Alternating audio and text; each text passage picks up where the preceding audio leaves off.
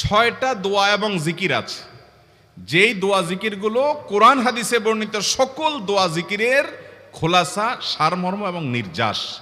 এই 6টাকে যদি কোনো মুসলমান নিয়মিত আঁকড়ে ধরে, তাহলে কোরআন এবং হাদিসের যত দোয়া এবং জিকির আছে কেমন যেন তার নির্যাসটা নিয়মিত সে আমল করলো। বলবো সেগুলা?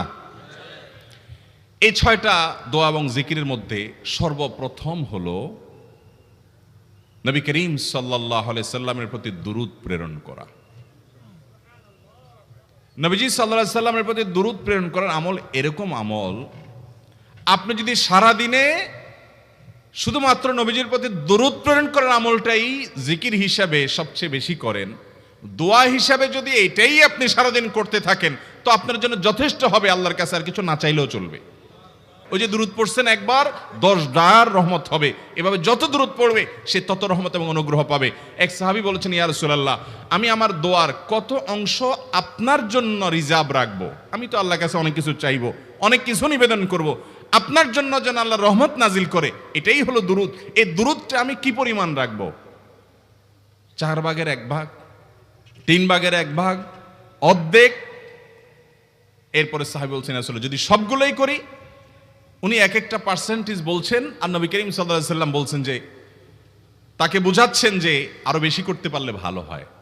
তো সাহাবী বাড়াইতে বাড়াইতে শেষ পর্যন্ত বলেন যে, আমার দোয়া যদি সবগুলো আপনার জন্য করি, আমি যদি আর কোনো দোয়া না করি, শুধু আপনার জন্যই দোয়া করি, নবী করিম সাল্লাল্লাহু আলাইহি সাল্লাম তাকে সুসংবাদ দিলেন যে, তাহলে তোমার আর কোনো সমস্যা থাকবে না, সব সমস্যা দূর হয়ে যাবে, তোমার কোনো পেরেশানি থাকবে না। ভাইরা আমার, দুরূদের আমল এমন একটা আমল যে আপনার জীবনে কোনো বিপদ, কোনো মুসিবত, কোনো পেরেশানি, কোনো সমস্যা দেখা দিয়েছে, আপনি যদি দুরূদ পড়তে থাকেন, কোনো কিছু মনে আসছে না, অনেক সময় ছাত্র জিজ্ঞেস করে, ভাই পরীক্ষার হলে পড়া ভুলে গেছি, কি করব? আমি দুরূদ পড়া শুরু করেন। আরবদেরকে দেখা যায় কোনো কিছু ভুলে গেলে তারা বলে আল্লাহুম্মা সাল্লি আলা মুহাম্মদ, আল্লাহুম্মা সাল্লি আলা মুহাম্মদ, এটা শুরু করে তারা। কারণ নবী করিম সাল্লাল্লাহু আলাইহি সাল্লাম এর হাদিস থেকে স্পষ্টভাবে, একটি নয় বহু হাদিস থেকে প্রমাণিত, যে ব্যক্তি দুরূদটা নিয়মিত পাঠ করবে, সালাত আলা নবীটাকে যে ব্যক্তি আঁকড়ে ধরবে, সব সময় তার মুখ থেকে সালাত সালাত সালাম চলতে থাকে, এই ব্যক্তির সকল গুনাহ আল্লাহ মাফ করে দিবেন, সকল পেরেশানি আল্লাহ তাআলা মুক্ত করে দিবেন। ভাইরা আমার, দুরূদের আমলটা এত গুরুত্বপূর্ণ আমল, এটা আমরা করি এখন। অনেকে আছেন যে আনুষ্ঠানিকতা যখন থাকে দুরূদের, মিলাদের, তখন একটু সালাত আলা নবী যেভাবেই করেন করেন, আর বাকি অনেকে আছেন যেগুলো করারও কোনো খোঁজ খবর নাই। দুরূদ বেশি বেশি করে পাঠ করবো তো ইনশাআল্লাহ। সবচেয়ে শ্রেষ্ঠ দুরূদ, সবচেয়ে উত্তম দুরূদ হলো দুরূদ ইব্রাহিম, যেটা নামাজে পড়েন। আর সবচেয়ে সংক্ষিপ্ত দুরূদ হলো সাল্লাল্লাহু আলাইহি ওয়াসাল্লাম। নাম্বার 2, ইস্তেগফার। আহা, ইস্তেগফারের আমল আমাদের দেশে মানুষ আমরা জানি না ভাই। এটাও আরবদেরকে আমি দেখেছি, সারাক্ষণ তারা অবসর সময়গুলোতে ইস্তেগফার করতে থাকে, আস্তাগফিরুল্লাহ ওয়া আতুবু ইলাইহি, আস্তাগফিরুল্লাহ আস্তাগফিরুল্লাহ। মানে কি? আল্লাহর কাছে আমি ক্ষমা প্রার্থনা করি, আল্লাহর কাছে আমি মাপ চাই, আল্লাহর কাছে আমি তওবা করি, আল্লাহর দিকে আমি ধাবিত হই, আল্লাহর কাছে আমি ফিরে যাই, আস্তাগফিরুল্লাহ। সেকেন্ড টাইম পাইছেন, ইস্তেগফার শুরু করে দেন। ডাক্তারের কাছে গেছেন, ওয়েটিং এ আছেন, বসে আছেন, ইস্তেগফার করতে থাকেন। সিরিয়াল আছেন কোনো কাজের, ইস্তেগফার করতে থাকেন। ডিউটিতে যাচ্ছেন, গাড়িতে, বাইসাইকেলে, বাইকে, যে কোনো ভাবে পায়ে হেঁটে ইস্তেগফার করতে থাকেন। যে কোনো অবসরের সময়গুলোকে ইস্তেগফার দিয়ে পরিপূর্ণ করে দেন। ভাইরা আমার, ইস্তেগফার সকল সমস্যার সমাধান। ইস্তেগফারের ভিতরে সবচেয়ে শ্রেষ্ঠ ইস্তেগফার হলো সাইয়্যিদুল ইস্তেগফার। সাইয়্যিদুল ইস্তেগফারটা যদি মুখস্থ না পারেন, অন্তত লিখিত ভার্সনটা পড়েন। সাইয়্যিদুল ইস্তেগফারের যে অর্থ, এটার যে মর্ম, বড় হৃদয়গ্রাহী ভাই, বড় মর্মস্পর্শী। ইমানদার এটার অর্থের দিকে তাকায় যদি পড়ে, তো তার অন্তর না গলে পারে না। আল্লাহুম্মা আনতা রব্বি, হে আল্লাহ আপনি আমার রব, আপনি আমার পালনকর্তা লাগেন, আপনার সাথে আমার এই সম্পর্ক, আমি আপনার গোলাম, আপনি আমার রব, এই সম্পর্কটা আপনার সাথে আছে। আল্লাহুম্মা আনতা রব্বি লা ইলাহা ইল্লা আন্ত, ও আল্লাহ আপনি ছাড়া আমার ইবাদত, আমার গোলামি, আমার দাসত্ব, উপাসনার উপযুক্ত আর কেউ নাই। এটা নাই। সবচেয়ে ছোট ইস্তেগফার হলো আস্তাগফিরুল্লাহ আস্তাগফিরুল্লাহ আস্তাগফিরুল্লাহ। আল্লাহ আপনার কাছে ক্ষমা চাই, কত ভুল হয়ে যায়, কত আরেকটা ইস্তেগফার হাদিসে বর্ণিত, আস্তাগফিরুল্লাহাল্লাযী লা ইলাহা ইল্লা হুয়াল হাইয়ুল কাইয়্যুম ওয়া আতুবু ইলাইহি ওয়া লা হাওলা ওয়া লা কুওয়াতা ইল্লা বিল্লাহ। এটাও ইস্তেগফার। তাহলে একটা বড় ইস্তেগফার, একটা মিডিয়াম, একটা ছোট, যার যেটা সুবিধা হয় এটা পড়েন। বড়টা হলো সাইয়্যিদুল ইস্তেগফার, সবচেয়ে শ্রেষ্ঠ ইস্তেগফার যেটা হাদিসে বর্ণিত হয়েছে। সাইয়্যিদুল ইস্তেগফার নবীজি সকাল সন্ধ্যা পাঠ করতেন, বিভিন্ন সময় পাঠ করতেন, রাতে পাঠ করার কথা বলতেন। সাইয়্যিদুল ইস্তেগফার পাঠ করলে আল্লাহ রাব্বুল আলামিন ওই দিনে, ওই রাতে, ওই ব্যক্তি মারা গেলে তার সব গুনাহ খাতা মাফ করে তাকে জান্নাত দিবেন ইনশাআল্লাহ। অতএব ভাইরা আমার, সাইয়্যিদুল ইস্তেগফার সবচেয়ে বড়, আস্তাগফিরুল্লাহাল্লাযী লা ইলাহা ইল্লা হুয়াল হাইয়ুল কাইয়্যুম ওয়া আতুবু ইলাইহি ওয়া লা হাওলা ওয়া লা কুওয়াতা ইল্লা বিল্লাহ। এটা হলো মাঝারি ধরনের। আর সবচেয়ে ছোট ইস্তেগফার হলো আস্তাগফিরুল্লাহ ওয়া আতুবু ইলাইহি। তাহলে 6 আমলের কয়টা গেল? 2টা। প্রথমটা হলো দুরুদ, আর দ্বিতীয়টা হলো ইস্তেগফার। নাম্বার 3, এটা আমাদের বেশিরভাগ মানুষ জীবনে হয়তো শুনেনও নাই, অনেকে হয়তো শুনছেন, আমল করা হয় না। খুব সীমিত সংখ্যক আল্লাহর বান্দার আমলের তৌফিক হয়। সেটা হলো ইয়া যাল জালালি ওয়াল ইকরাম। এটা একটা জিকির, আল্লাহ তাআলাকে ডাকা, আহ্বান করা, এটাই জিকির। ইয়া যাল জালালি ওয়াল ইকরাম। নবী করিম সাল্লাল্লাহু আলাইহি সাল্লাম বলেছেন, আলিজু বিয়া যাল জালালি ওয়াল ইকরাম। তোমরা ইয়া যাল জালালি ওয়াল ইকরাম এটাকে আঁকড়ে ধরো, এটাকে নিয়মিত করো, বেশি বেশি করে বলতে থাকো এটাকে সব সময় এটাকে মুদাওয়ামাতের সাথে কন্টিনিউয়াসলি এটা বলতে থাকো, ইয়া যাল জালালি ওয়াল ইকরাম।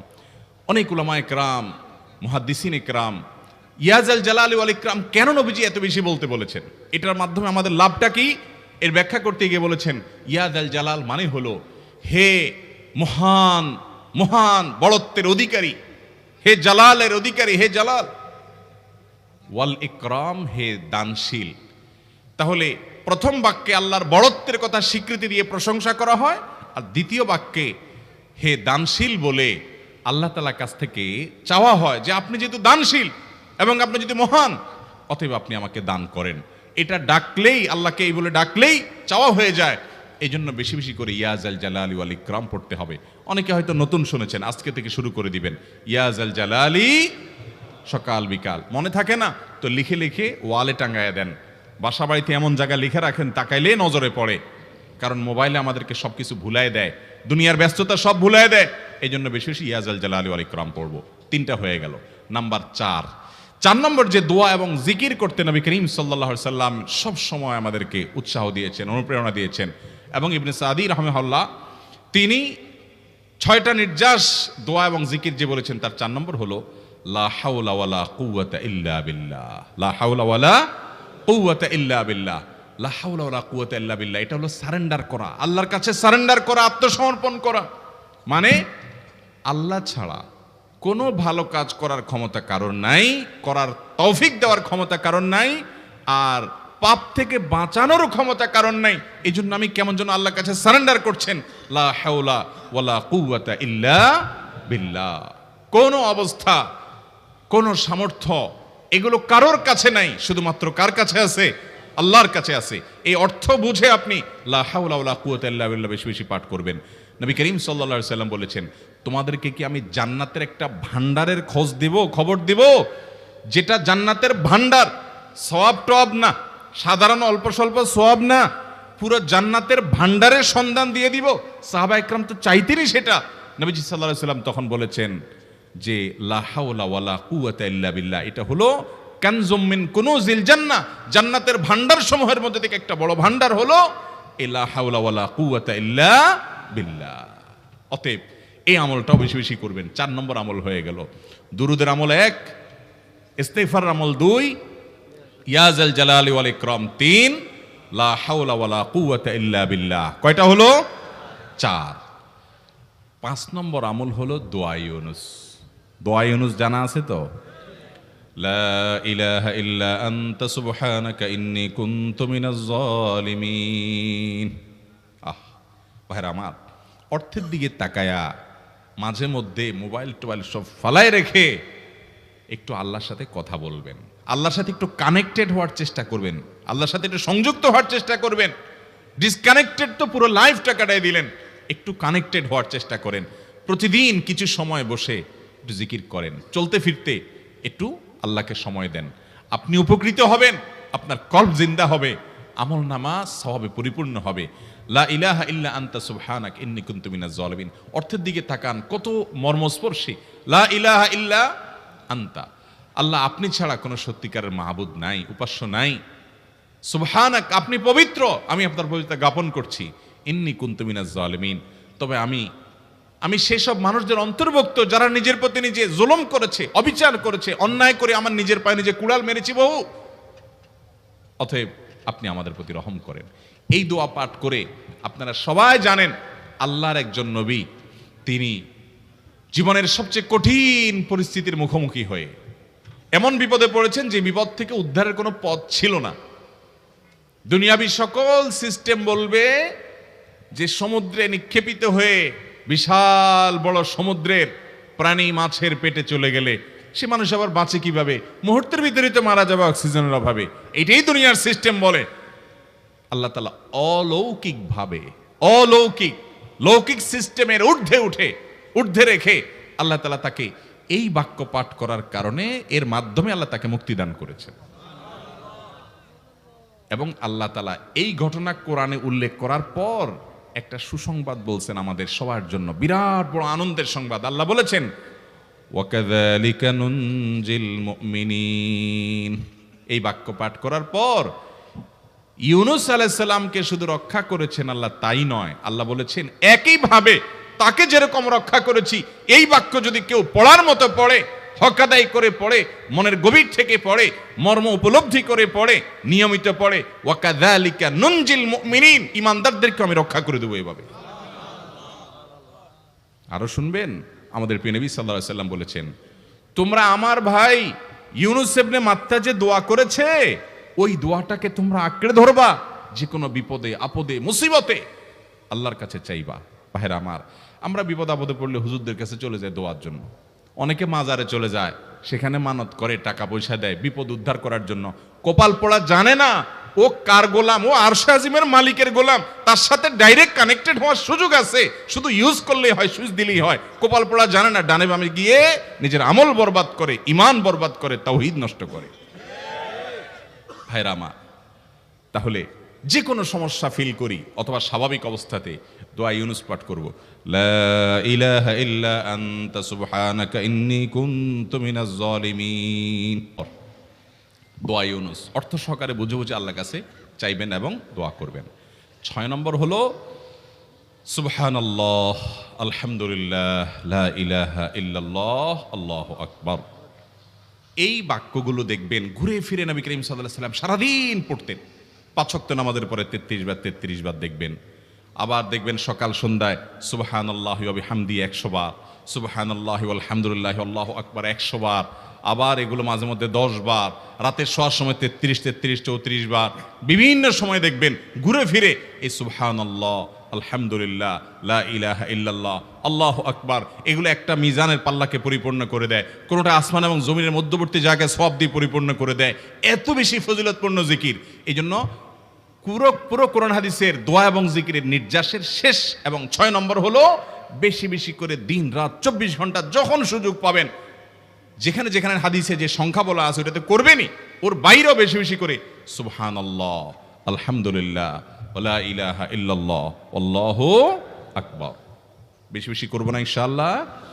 আবার বলছি, পুরো কোরআন হাদিসের দোয়া এবং জিকিরের নির্যাস 6টির একটি হলো, এটি ইবনে সাঈদী রাহিমাহুল্লাহর গবেষণা, তার গবেষণার আলোকে তিনি এটা পেশ করেছেন। এটি আবার কোন হাদিস থেকে নির্যাস বের করে দেওয়া হয়েছে সে নয়, এটা একজন মুফাসসিরের গবেষণা। তিনি বলেছেন কোরআন হাদিসে যত দোয়া বলা হয়েছে সবগুলার মর্ম কথা এর মধ্যে চলে আসে। তাছাড়া নবী সাল্লাল্লাহু আলাইহি ওয়াসাল্লাম এবং কোরআনে এইগুলাকে বেশি বেশি করতে বলেছেন। আলিজ্জু, আকফিরু, মান লাজিমা, এই শব্দগুলো ব্যবহার করা হয়েছে, এই জন্য এগুলো বেশি বেশি করে করতে হবে। এই যে শেষেরটা নবী সাল্লাল্লাহু আলাইহি ওয়াসাল্লাম সবসময় বিভিন্ন জায়গায় করতেন। আবারও বলছি, নাম্বার 1 দুরুদ, নাম্বার 2 ইস্তিগফার, নাম্বার 3 ইয়া যাল জালালি ওয়াল ইকরাম, নাম্বার 4 লা হাওলা ওয়ালা কুওয়াতা ইল্লা বিল্লাহ, জান্নাতের ভান্ডার এটা। নাম্বার 5 লা ইলাহা ইল্লা আনতা সুবহানাকা ইন্নী কুনতু মিনাজ জালিমিন, বিপদ না আসলেও স্বাভাবিক অবস্থায় পড়বেন। নাম্বার 6 সুবহানাল্লাহি ওয়াল হামদুলিল্লাহি ওয়া লা ইলাহা ইল্লাল্লাহু আল্লাহু আকবার। নিয়মিত করব তো ইনশাআল্লাহ।